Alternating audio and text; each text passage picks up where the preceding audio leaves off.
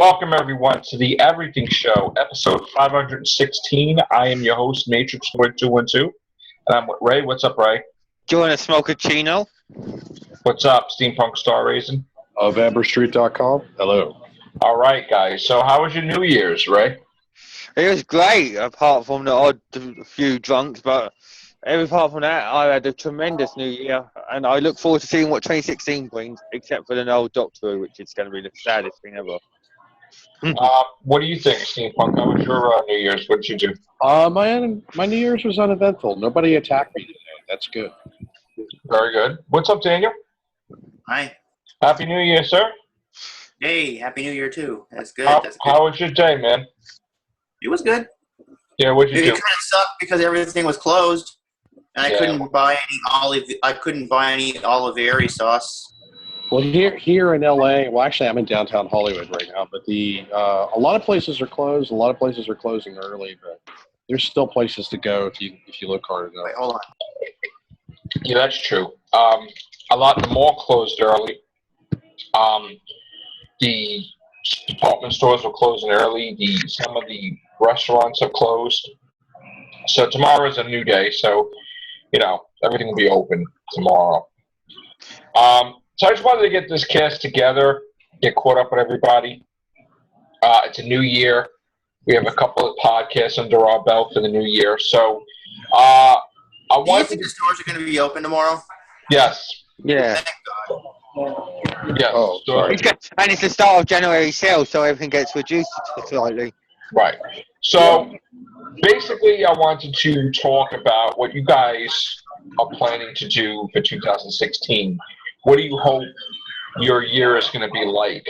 And I'm going to go with Ray first. Like, what are you looking to do differently this year? What's your New Year resolution? To be more confident and to be more open to new ideas and everything. Because I've not been able to take on board certain feedback, and I'm hoping to be more positive with it. If you know what I mean. Okay, Daniel. What is your New Year resolution? What do you want to do differently this year? I gotta try to eat healthier, because I gotta tell you, I've been eating junk food for years, and that really took a toll on me. And I gotta eat healthier. One of the things is I gotta stop drinking pop, because that stuff is just terrible. There's so much. Yeah, I'm not the way I used to be. I used to drink a lot of Pepsi, for example, and I could sleep at night. Now I can't even touch I can't even touch any Pepsi at all. I went out a couple days ago and I drank a little Pepsi. I couldn't sleep that night. You can't. Yeah, I can no longer drink soda before I go to bed either. My body has changed, so I'm drinking a lot. I'm drinking like way more water than I ever drank in my life, and I'm doing better too. I'm feeling better. I'm getting thinner. I'm getting, everything is getting better. So, and I feel better, and I think I look better in some cases. So, water's the way to go, bro. Water, Gatorade, whatever. Water diet. Water, Gatorade. I love the Water boy. Joe's a water boy. Steampunk. What do you think? What is your New Year resolution, or what do you? My New Year's resolution would be to have less rabies in my Sapphire. Right. That's definitely. Now, do you think that this will be your year? I don't know. 2015 hasn't been the best year for me.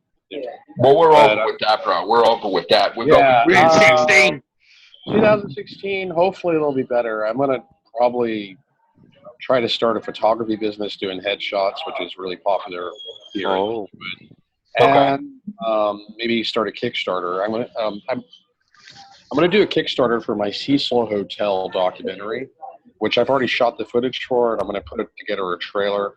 But I'm waiting strategically to do the Kickstarter right before Long Beach Comic Expo, which is coming up in February. So I want to be able to hand out flyers for the Kickstarter at the comic book convention. So I have to strategically plan the Kickstarter for right before that. Well, let me know when you do the Kickstarter, so Okay. we can promote it here. What about any movies? Are you looking to do any? Well, I'm looking to do a documentary movie about the Cecil Hotel. Right. any other movies other than that. I mean, I have a screenplay that I've never produced called Headache, Milkshake, and the Darkness Scream. And maybe one day, maybe I can run a Kickstarter and get that produced. How much do you think that would cost you to do? Well, A Wandering Mind the God Machine, if you ever saw that movie, it's on my YouTube channel, a low-resolution version. That whole movie cost about $7,000 to do, and it got me my first IMDb credit. Wow. I probably, in Hollywood, it'd be a bit more expensive because people are less inclined to work for free like they are in Florida. But because I used all student actors from the local college. But, I could probably get by on doing a movie like that for about $20,000. It would be low budget. Right. I'm used to not a low budget. Everything I've ever directed. Sorry. Go ahead. No, finish. Everything I've ever directed, whether it be, I've directed music videos, I've directed a few movies. It's always been done on a low budget. It's always been independent. So Okay. Go ahead. As you heard from the other Everything show, I'm going to be doing a screenplay with Tommy. So we'll see how that goes. Hopefully we can get this done this year. Good luck with that. Yes. And also I'm going to be getting, I'm going to try to get my 12th book out probably before February. And I'm actually going to be writing a new book this year. So I'm going to be starting that probably this week coming up. So there's a lot of good things out there to do.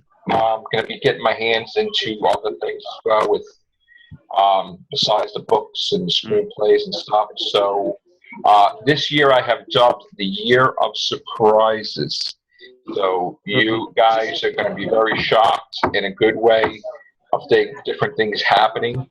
I'm going to be having, I'm awaiting her arrival, the brand new member of the Real Hoovians cast who will join me as a co-host on the Everything Show and the Horrorcast. And she's going to be fantastic when she comes in. So that will be very soon. But there's a lot of, I'm looking to do specials with the existing shows. Passionate, shaky. I got a lot of things planned. We'll see what happens if they actually get done. But that's the fun in having a brand new year to play with. But and also, I'm not being rude, we'll have lots of more time on our hands now. Doctor Who ain't on for this year. Well, I don't have any more time on my hands because I actually, between work and but you know what I'm saying. Yeah, I mean, we'll see what happens with that. Class is the first thing this year. Yeah, we'll be talking about class as well. So, Daniel, this will also be the year of Star Trek, man. I mean, new Star Trek comes out. I'm not really optimistic about the new series anymore. I don't know. It's just... I think for some reason you're in a depression because you used to always be so excited with Star Trek, and now that Star Wars hits, you're really into Star Wars. But Star Trek is going to do great, I think. I mean, you got to get a little more optimistic about it, I think. I mean, we got a movie coming out. Did you guys see the lawsuit with that I saw that. stopping? What is it, at Xanatar or something like that, or whatever the name? Yeah. Yeah, did you see that Tarantino's in trouble now because of Django Unchained? I heard about that too, but yeah. Star Trek, I really don't know too much about the movie other than the trailer, but I think it's going to do good. Quentin Tarantino is in trouble over Django Unchained? Because apparently he copied it word for word from some play called Freedom. Well, that's alleged. It's not proven yet. So. Well, they're suing him for over $100 million, isn't it? People are trying to sue, but we'll see if that's actually copied or not. I mean, we don't know the case other than little bits and pieces, so we can't say that. I do love Quentin Tarantino's movies, so I'm going to see The Hateful Eight as well, so we're going to see what's going on with that. Did anybody go to the movies lately? Last movie I saw was Force Awakens. Yeah. And you can watch The Force Awakens for free now on Footlocker. Yeah, but it's really bad quality. I mean, yeah, I checked it out. It was bad quality. I'm gonna go to the movies and see. There you go. So I'm going to have a little laugh, and I'm going to have a little laugh and watch Peter Pan this week. okay. Well, there is some Star Wars news. Did you notice that they moved up the release date for Episode 8 by 6 months? Yeah, Today? May is gonna come out. May 26, 2007. Star Wars. That's when Star Wars should come out. Is May. Yeah. Anyway. Yeah, it was very unusual for them to release it at Christmas. Well, we have Rogue One back this at a year, more don't we? appropriate time. And it was also because when they originally were planning on releasing Episode 8 in December 2017, they were going to have to compete head-to-head with Avatar 2. And Yeah, they want to. Yeah, they want to do that. Avatar. I mean, not to say that they wouldn't destroy Avatar, but the thing is that they always wanted it to put it back in May anyway. Yeah, that's more appropriate time for Star Wars, I think. And You go. The Force Awakens is projected to make $1.75 billion, according to Box Office Mojo. So if it makes its projected goal of $1.75 billion, which is probably where it's going to settle out at, it'll be the third highest grossing movie of all time. It still isn't released in China yet. China's release will be January 9th. Yeah, but I hear the market in China is very small despite its large population, because the majority of the populace, they don't have access to a movie theater. That's what I've heard about China, is their market is small. I mean, what do you have to say, right? Yeah. I was going to say, how much do you think that this Rogue One might make? Do you think it'll make a small margin or? No, Rogue One will do great, I think. It will be like $1 billion, I'm sure. So it'll be like Star Wars proper. Yeah, it's going to do great, I think. But I still want to stick with. Let me give you the numbers for the Force Awakens as of, I believe, yesterday. Yeah, yesterday it was up to 1.2 billion. That was yesterday. It is currently right now. Hold on. Right now, it's got in 1,331,165,583. It beat Titanic domestically. So, well, actually, Titanic is still the number 2 highest grossing film. Are you sure? If you include, because if you include international gross for no, we're talking about domestically. We're talking about. Well, domestically. Well, okay. Well, I was judging movies by like how much they made worldwide, internationally. If you look at movies, and that 1.3 billion is an international gross. So if you're going to compare the 1.3 billion international gross of The Force Awakens, you'd have to compare it to the international gross by Titanic. Titanic's still the number 2 highest grossing film of all time. Okay. Well, if you go to domestic gross of The Force Awakens, it's only like 600 million. 652. Or 652. Oh. Okay, and it's not counting today. Well, it's not counting the day, but January is a very slow ticket month. They're not going to sell that tickets in January. Right. So, I think that it's going to beat Avatar. I'm pretty sure. Why? Domestically. Who's counting down the days for Deadpool? According to this article that I read on Box Office Mojo, they were saying that the market analysis showed that it would make about 1.75 billion.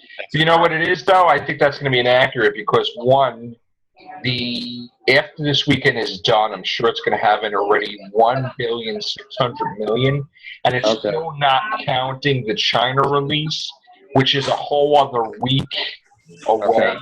So I honestly see it making 2 billion. But will it make 2,700,000,000? Will it tie or beat Avatar? That's going to be the question of all time. Number 1 movie of all time. Can it beat Avatar? And I think it can. I don't understand why Avatar is getting a lot of bad reviews. The Force Awakens. I mean, I like it. I think it's a good movie. I wouldn't consider it a great movie. It's getting a lot of bad reviews, and I think that's starting to slow down the ticket sales a bit. But I don't know. The way from the numbers that I'm looking at, it's not slowing down. Like, I mean, not as much as. See, the ultimate test is going to be how much does it make this weekend as a Sunday night, and I honestly think it's going to make another 50 million here. as well as overseas. So it's. I'm telling you, we're going to be in a good spot on Sunday night. Yeah, and I'm not even. There's a lot of people here that like it over here. So yeah. All right. Then there's Deadpool. Then there's Deadpool, of course, coming. Deadpool will probably. Yeah, I think it'll be number one till Deadpool comes out. I've said that before. Now, I do want to say, Daniel. What we're probably going to be. I mean, Star Trek's going to be coming out, so there's going to be a lot of talk about Star Trek on the Everything Show. I mean, are you still excited as you used to be with Star Trek, or are you just more into Star Wars right now? Well, okay. First of all, I don't know. Now that I saw Star Wars, I'm it kind of went down a little bit for me. Once that Star Trek thing, and also. I've been thinking and overthinking this whole thing. Putting it on a streaming network doesn't smell very good. Right. Maybe they'll change it, Daniel. Maybe they'll change it. Yeah, because I heard this. I heard like these videos that said on YouTube. There's these people who are saying that. It's weird the way they said it. They said first run episodes are going to be on the streaming network. And I'll give you an example of what that is, right? First run episodes. I'll give you an example of what that is. Sesame Street was now going to be on HBO. So their first run episodes, of course, everything's going to be on HBO. After about 6 weeks or something like that, it's going to be on PBS Channel 13. But everything's going to be shown on HBO first, I believe. So. Going by that, the streaming network would probably have it, and then after a couple of months, it'll probably be on TV. Yeah. Yeah, and I think that could hurt ratings wise. They need to go back. Everybody would see it already. Yeah, that's not a very good strategy. They need to go with first run syndication like they did with Next Generation. It needs to be on TV regularly and not streaming network at all. What first run syndication? Why it was so key, and the reason why Next Generation was the most successful Star Trek of all time was that it went on whatever television station could afford to buy rights to the show. And that's what first run syndication is. And so that was why Next Generation made more money than any other Star Trek previous or after, because it was on multiple networks. Like hell, Spike TV still shows Next Generation. We're losing him. I know. God damn. I know, damn Google. Schmogel. So does BBC America. Zoom. Why would you do that? We lost you for a second there, Steampunk. But we actually going to have... sorry about that. My internet connection's done. I got an error message. Okay, sorry. I got an error message. Then my connection was unstable. Quickly repeat what you said, because we're on Zoom and we're timed. The reason why Next Generation did so well is they had something called first run syndication, which is where whatever television network could afford to buy rights to the show would show it.